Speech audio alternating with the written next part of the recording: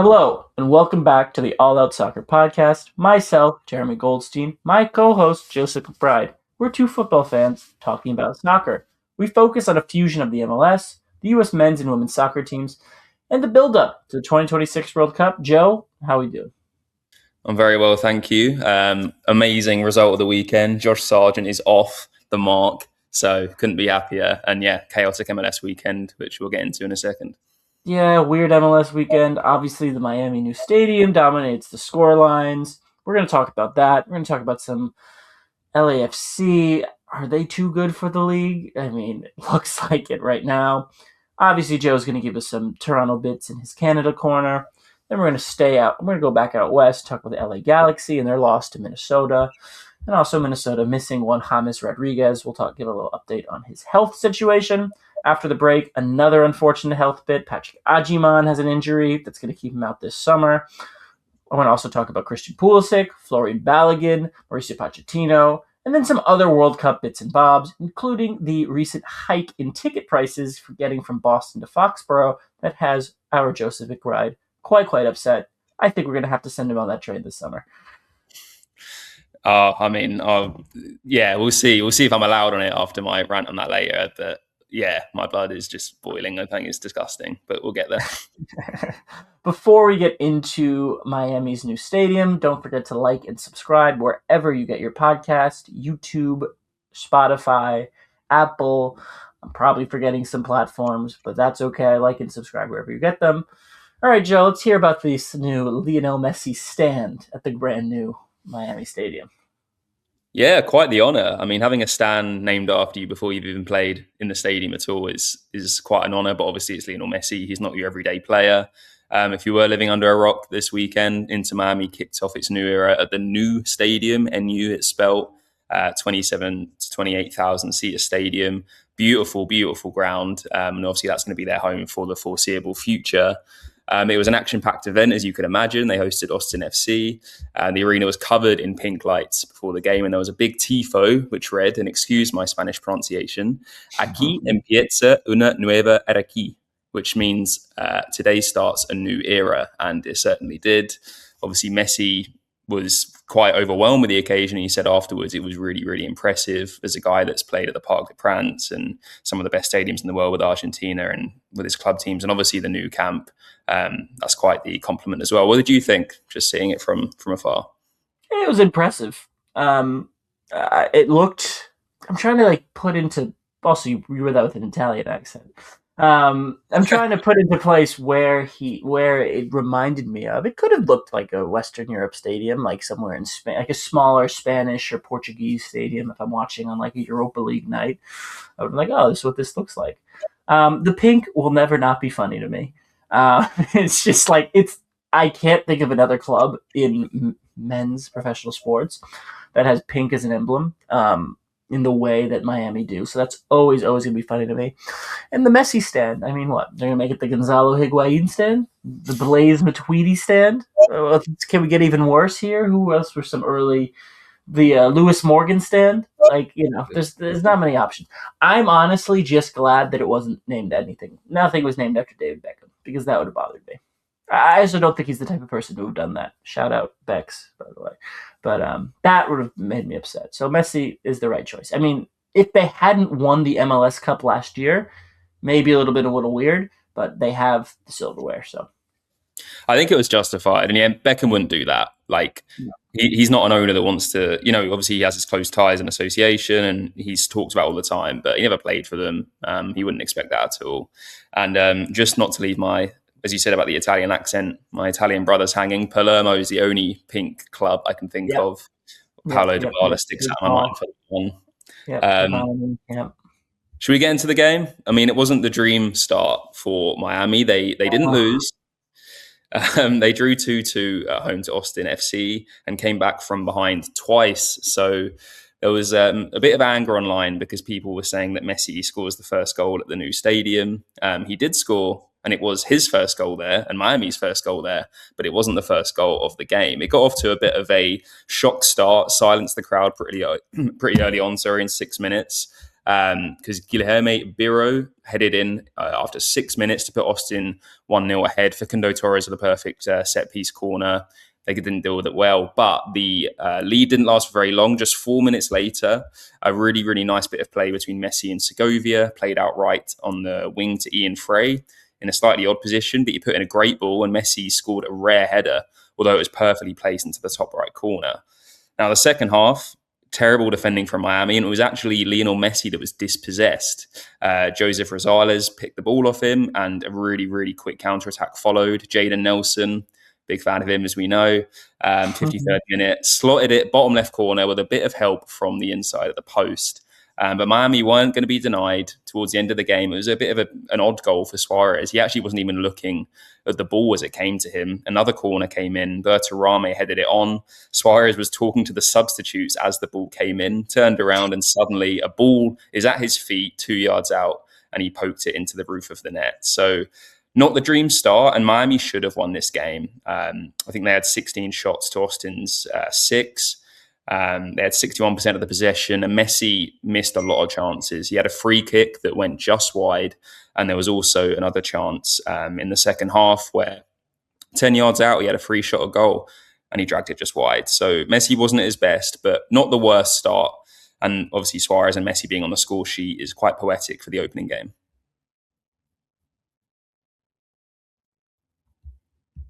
Yes, quite poetic indeed. It's just interesting to see Suarez's role now with the team, just so clearly secondary, and he was just such a big, big, big part of this team not that long ago, not like really, really recently. Again, we talked about how suspension last year changed his role for the second half of the season, but just I don't know. It's just going to be an interesting situation to watch. How much of this secondary role is Luis Suarez going to be able to withstand over the course of a year? Yeah, he's not the same player he was. I feel like that knee has just really restricted him as a player, which is quite sad to see. I mean, Suarez at Liverpool was one of the greatest players I've seen. I think he was the best striker in the world at that time. He continued that when he went to Barcelona for a number of years, and even performed at Atletico as well. But his legs have been run. I'm sure he'll still have some part to play. And although he didn't know much about it, his positioning, you can't lose that. And he was exactly where he needed to be to poke that in and to basically snatch an equaliser, really. I thought of you when Jadon Nelson had his little moment, for one. Number two, when do we actually get concerned about Miami? I think because of last year, they weren't great until towards the end. They were kind of like the Man City, where they come into their own second half of the season. But the fact they've already been eliminated from the CONCACAF Champions Cup, and they were really wasteful against Austin. And regardless of form, for a big home opener like that, I think you'd imagine that everyone would be on point, and they weren't. So yeah, it is concerning. Like, I think just because of the players they have and because of obviously what they've achieved, we expect them to come together. But yeah, it's definitely not ideal. Yeah, they have to win the Leagues Cup this year, in my opinion. I mean, last year they lost the final, that stunning game against Seattle, where Suarez, had some extracurricular activities going on. But they have to win the Leagues Cup. I obviously think they need to win 2 trophies just to justify this project. But I don't know. They've already won. Like, the CONCACAF Champions Cup would have been the new thing, the shiny new toy, and that came crashing down with one poor 2-legged tie before they even got their feet wet early in the year. That's showbiz, folks. Speaking of showbiz, we're going to move out west to Hollywood. LAFC, Hollywood performance against Orlando, 6-0 winners. Denis Bouanga, the score, by the way, was 0-0 in the 19th minute. In the 28th minute, it was 3-0. Bouanga had scored 3 times in a span of 9 minutes. All the headlines are like Bouanga 30-minute hat trick. It's like, no, Bouanga 9-minute hat trick. And Heung-min Son had his hand in all 3 of those goals. I mean, first of all, Orlando have already sacked their coach, so we don't mean to pile on too much. But it was just not... It's just not good. It's just not good at all. Also, I'm going to go back. It was 1-0 already when he scored his first hat trick. Or scored his first goal. That's my fault. All right. Good thing I marked where that started. I'm going to start that segment again. All right. I haven't made an error like that in a while. You're sleep deprived. Harry Kane made it 2-0 as well. But yeah, we'll move on. That's just great news. That's good news. All right, I'm going to restart at 10:30. Okay.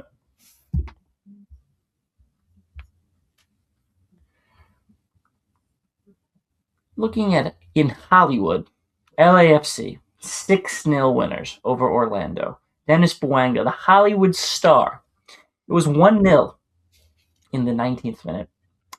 Then it was 4-0 in the 20th minute, and he had scored 3 times in that span, making it 4-0. And yes, if you're wondering about the link up there, Heung-min Son assisted him on all 3 of those goals. Heung-min Son then assisted another goal for someone else 10 minutes later, Sergio Valencia, and it was 4-0 at halftime. These goals, Joe, were all kind of the same. First one, the 20th minute, gets a through ball from Son and then chips the goalie, Maxime Crepeau. All I'm going to say is that's not the first chip that's going to be mentioned on this podcast. Joe had a bit of a rant to me recently about how the chip is dying in world football outside of Lionel Messi.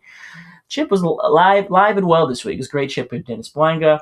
23rd minute was vintage Denis Bouanga. Last season when LAFC got off to this poor start, it looked like the only outlet they had would be Bouanga in space. And this was Bouanga in space. And who put him in space? Heung-min Son.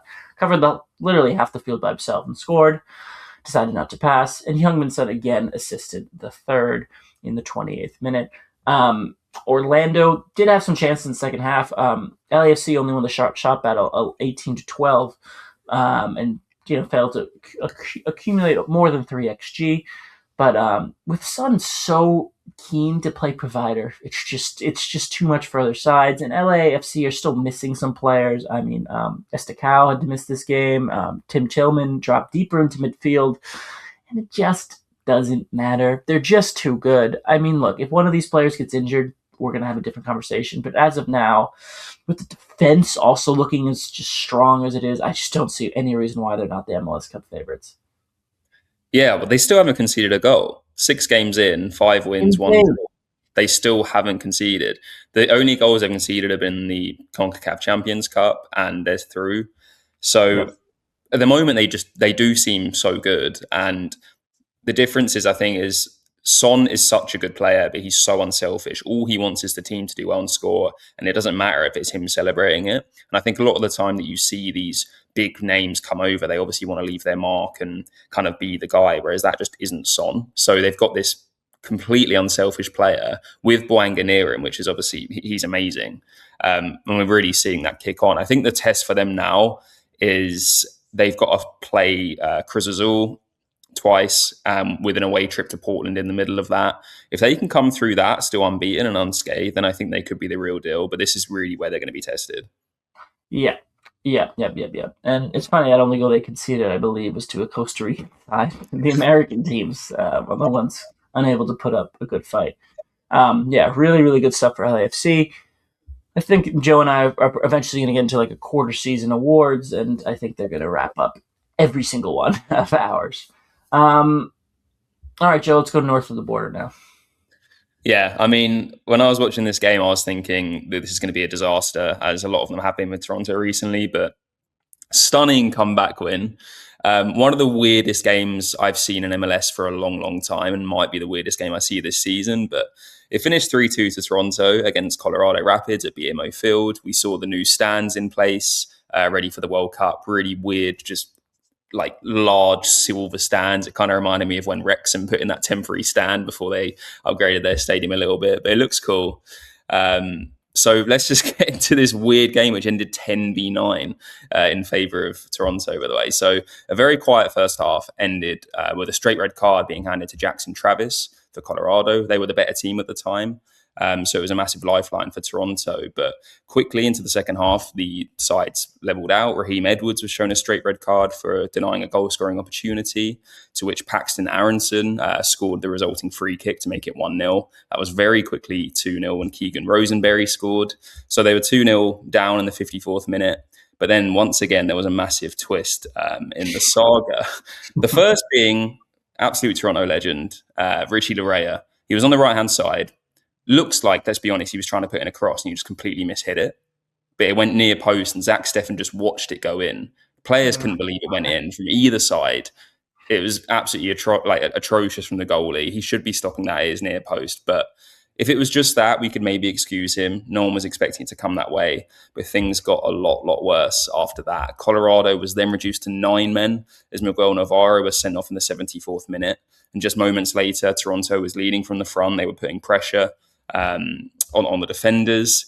And then the weirdest thing I've seen, there was a lobbed back pass from the defender to Zach Steffen to try and clear pressure. Steffen just loses concentration, doesn't control the ball, and it bounces behind him and goes into the net. The game is tied at 2. No one can believe it.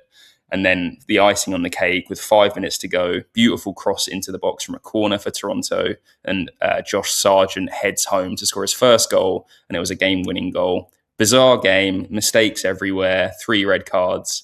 But Toronto prevailed. Toronto prevailed. The state of U.S. goalkeeping right now is just... I mean, look, Matt Freese, I thought held his head high after the performance against Portugal in the most recent round of U.S. friendlies. Matt Turner, he got a bit of a bad break. Roman Celentano, he's not been in great form for Cincinnati.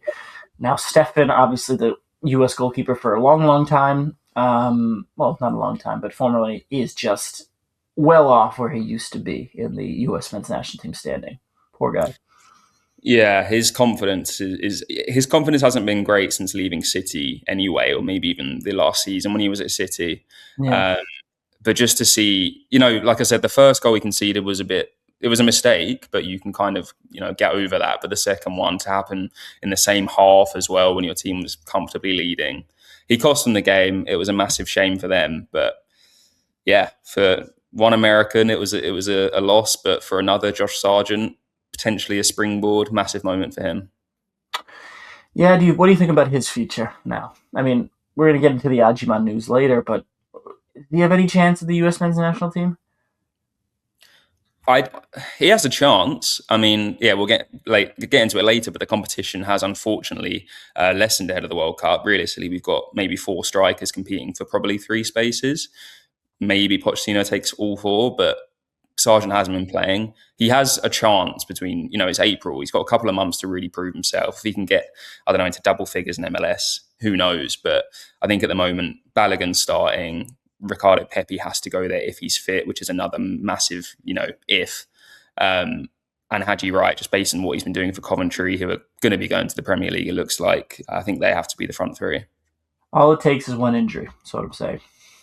100%. One more injury at this point. All right, and to wrap up our little MLS game recaps this weekend, I wanted to talk about LA Galaxy versus Minnesota. 2-1 winners were Minnesota on the road. The LA Galaxy, man, it's just I feel so bad. So what happened in this one?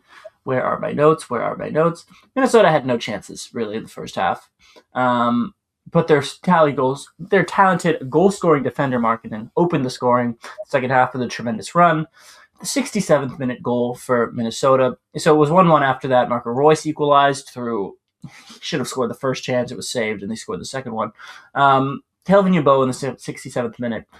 So LA Galaxy were trying to play out from the back. And just, I want to emphasize, it was a half-hearted press for Minnesota. And LAFC, it's not that LA Galaxy, it's not that they couldn't. It's just they were just sleptwalk through this 2-minute period of trying to get the ball out. And then the ball changed hands. Yeboah found it back post off of a good pass from Thomas Chanclay. And that made it 2-1 and put the game out of reach. I mean, the Galaxy should have scored. They had plenty chances. Gabriel Peck, I thought, once again, sprightly, lively, persistent, wasn't enough. Joseph Pansel, obviously our good friend, still missing.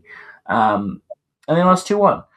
One name missing from the Minnesota lineup was James Rodriguez, who was active for Colombia during the last World Cup international break. He did play in their 3-1 loss to France. He did spend 3 days in the hospital with dehydration issue. A lot of fans were worried that it was something called rhabdomyolysis. Okay, I practiced this. Rhabdomyolysis. Let's be. It's a muscle disease. can be career and life altering. The club confirmed in a statement he does not have that. The club and our medical professionals can unequivocally state there's been no clinical or laboratory evidence of rhabdomyolysis. Excuse me. James has only appeared twice since joining. There were a lot of rumors going around the last few weeks that he just wasn't a fit for the Minnesota system, effort concerns, but if he's dealing with a sort of long-term muscular dystrophy issue, I mean, that makes a lot of sense. However, he's returned to training. There's going to be a slow integration for him back into the team. Whether this impacts his international status is unclear, but he's going to end up going to the World Cup, probably having made 6 appearances off the bench. And that's probably not how he drew it up. But if he's having this muscular issue with Minnesota, he would have had it no matter what club he went to. So we just hope he becomes all right. We originally carded this segment up based on just his lack of playing time, but now there's an answer to perhaps why.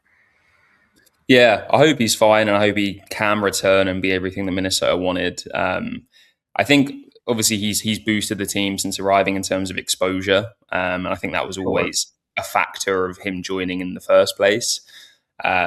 Unfortunately, he's not the James of old. I feel like some players just really, soar into the spotlight and can handle it for a little bit, but then fall away. And he hasn't been an elite player for quite some time now, unfortunately. But when he was incredible.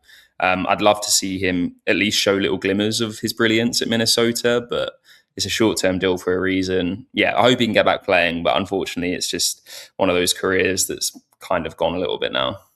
I just hope this injury doesn't damper his ability to have any sort of a work rate, because the Minnesota team plays very, very hard. Not the most talented side in recent years, even under Eric Ramsey, who flamed out at West Brom. The less said about him, the better. Even under his sides the last few years, this team was very, very hardworking, very industrious. To often compensate for a lack of talent, they play with the back we Wani, the right wing back, can play striker or literally right back, depending on the day. Everyone puts in a good shift.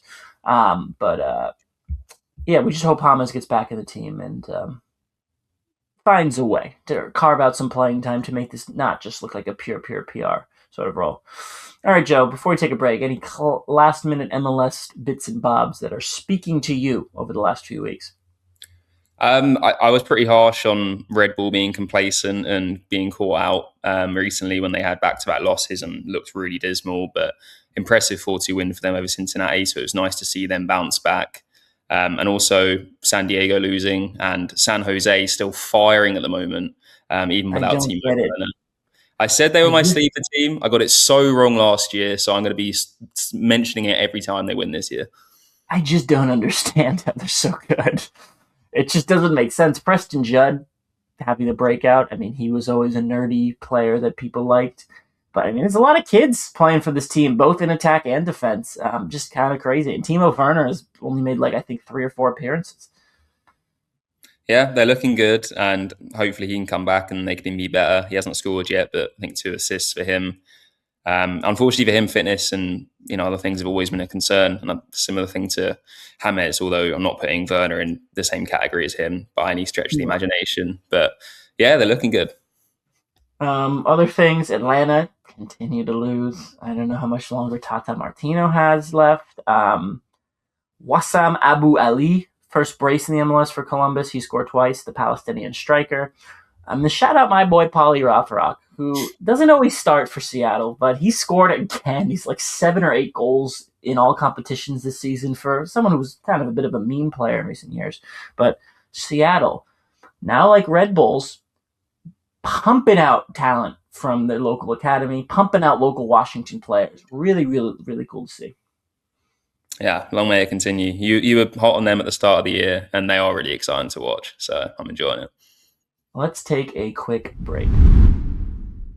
Hey, if you want to get involved in the conversation, shoot us an email at either jeremy.goldstein@reachplc.com or joseph.mcbride@reachplc.com. Please engage by subscribing to the show wherever you get your podcasts and leave us a like while you're at it.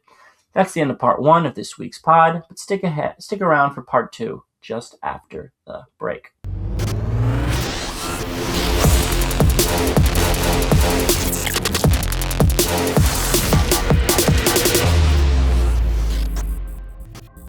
All right, Joe.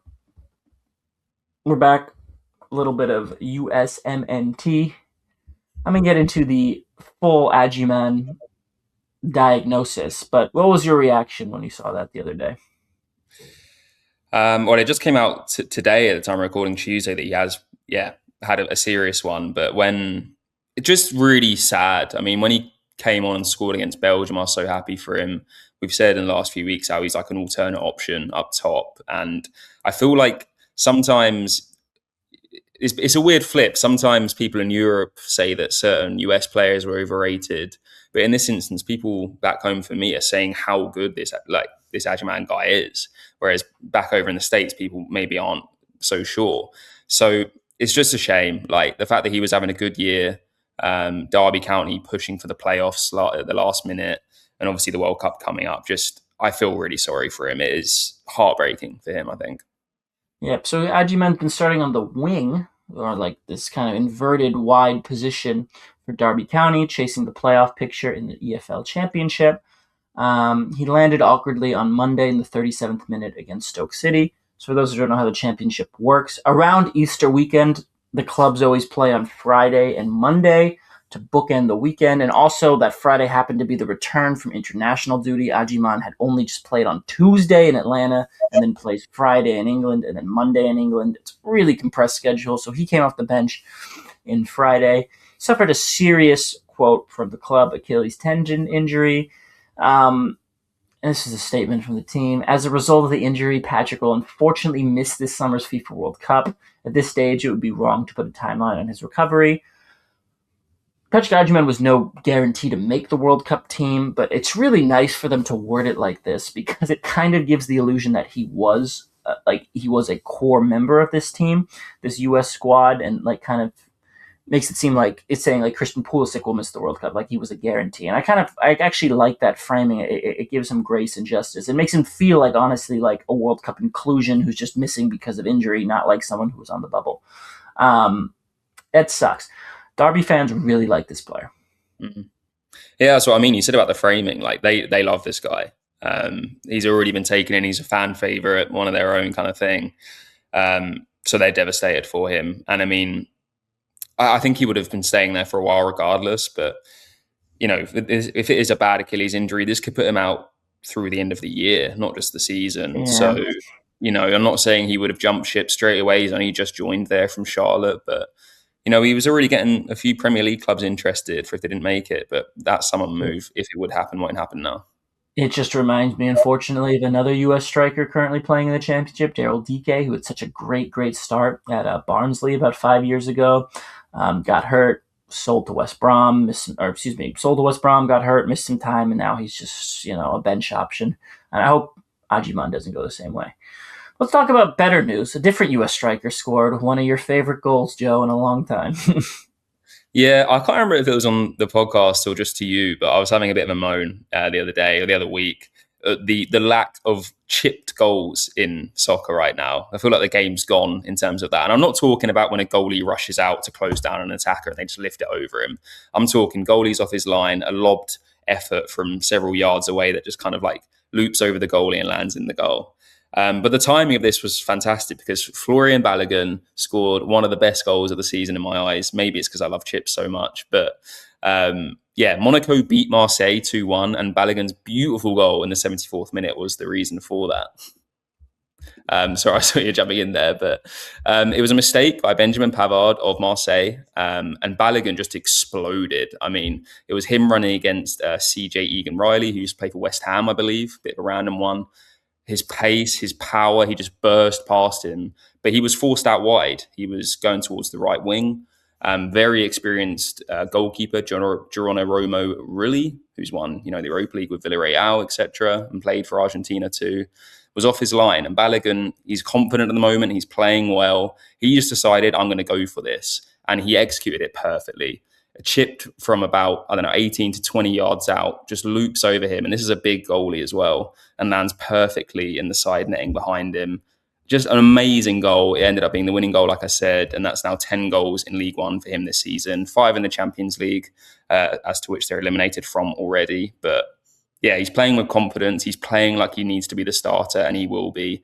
And this goal just shows how much quality he does have at the age of just 24. Yeah, some Arsenal fans saying he'd be the best striker on the team currently. By the way, Arsenal playing Sporting right now, 0-0. If Balogun was playing, would that be different? Monaco making a late little charge for the Champions League places in Liga. Balogun a key catalyst. Obviously, he's also had a bunch of Champions League goals, so hopefully they can make that competition again, and he can show himself again on the world stage. Hopefully, this Monaco team will be a little better than the one he's playing with this year. Also, Geronimo Rulli, he had a couple howlers against Liverpool in the Champions League semi-final in 2022 as a member of Villarreal. Just a little name recognition. I'm going to give a little Christian Pulisic rant right now. You know when his last league goal was? October? No, it's not that bad. I thought it was ages ago. It was ages. It was December. It was December 28th. He didn't start in the recent game against Napoli. I mean, Milan had been hanging on to the fringes of the Serie A race. He didn't start. I mean, Milan had now pivoted to a 3-5-2 formation. Neither him nor Rafael Leao started this game. They started a front two of, get ready for this, Christopher Nkunku and Nicholas Füllkrug. Just not great. The ex-Bundesliga players couldn't get it done in a 1-0 loss. Pulisic came off the bench. He did start at striker for the U.S. in the most recent game. He also, I think, started for them at striker against Iran in that famous 2022 group stage game where he scored the only goal. I just hope Pochettino doesn't play him there. I mean, he was playing better on the wing in recent weeks. I thought he was getting some assists and he was involved in the team. I just don't want to see him shoehorned into a striker role. It's please play Balogun and play Pulisic off of him on the left, please. He's not a centre forward. Like, I'd rather start Balogun, Pepe, or Hadji Wright through the middle than Pulisic. Pulisic is great where he is. He knows his role. Sure, experiment and do what you want domestically. That's not his decision, but especially going into the World Cup, Pulisic is a fantastic player. I'm not going to, clown on him here, but he is not centre forward material, especially on that stage. Well, it depends what Pochettino thinks. It does. Is that a segue there? Half of which, yes. Yeah, we've been talking in recent weeks about Pochettino. It looks like certain he's going to leave after the World Cup. That's when his contract ends. There's been speculation linking him with teams back in the Premier League. Tottenham Hotspur being one of them until very recently when they handed a 5-year deal to De Zerbi as their new head coach, despite him never being in a job more than 2 years and infamously falling out with several players and the board in that time, including one Ismail Kone for Canada, who he basically just banished from his team when he was in Marseille. But Pochettino has kind of hinted that maybe his tenure with the US will extend beyond this World Cup. Obviously, it depends how they perform. It might not be his decision. But he said after they played Portugal, which obviously wasn't the best of results and it wasn't the best break, but he said, I think everyone knows that I'm committed with the national team here. We are open. I don't have contracts for the future, but why not if we are happy and the federation is happy? He did interestingly admit as well, saying that his role is tough and a massive challenge. And he appeared to say that it was a bigger challenge than he expected. But obviously the work goes on. The goal is this summer and to perform at the World Cup. And all eyes are on that. The friendlies mean nothing. But yeah, it looks like he's open to it. And I think I was saying to you, Jeremy, I don't know where he would really go. I think Spurs was the main one. United are still looking for a long-term head coach. But other than that, I don't see where he'd go. I mean, if he's humiliated in the World Cup with an early exit, he's not staying. I'll tell you that. It's true. It's true. We'll see how it goes. But yeah, it's been kind of widely reported that it will be it after the World Cup no matter what. Whereas now he's kind of saying, well, I'm open to it. I'm happy. Is he saying that because his potential job's gone? Who knows? He's getting paid well. Yeah, you can always go back to Argentina. I'm sure there'll be many jobs waiting for him. I could always go to a different international team. Marcelo Bielsa is his idol. He's now at an international team. He could do something like that. Go lower in the Premier League. If a club becomes open. I don't know. Very interested to see.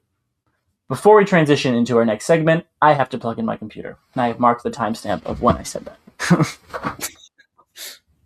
I have been staring at the percentage. Oh, really? For quite some time. Yeah, I'm at 2% right now.